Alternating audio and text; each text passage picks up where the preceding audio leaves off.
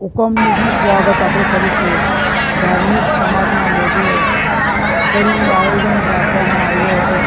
તમામ પ્રકારના પબ્લિક એકઠા કરી હનુમાન મંદિરની અંદર એક દિવસ સર્વે બનાવવામાં આવ્યો હતો.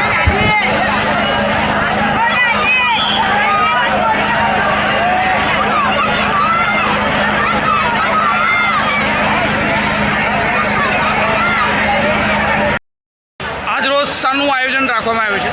આજ રોજ આ વડોદરા શહેરમાં વાલ્મીકી સમાધિ છડી મહોત્સવ ચાલી રહ્યો છે.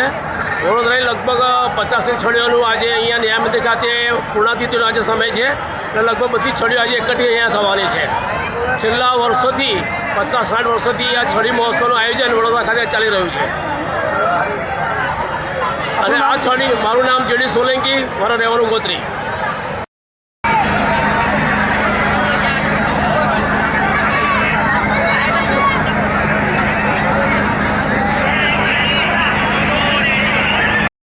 શાનું આયોજન રાખવામાં આવ્યું છે? ગોગાજી મહારાજનો છડી મહોત્સવ થઈ રહ્યો છે આજે.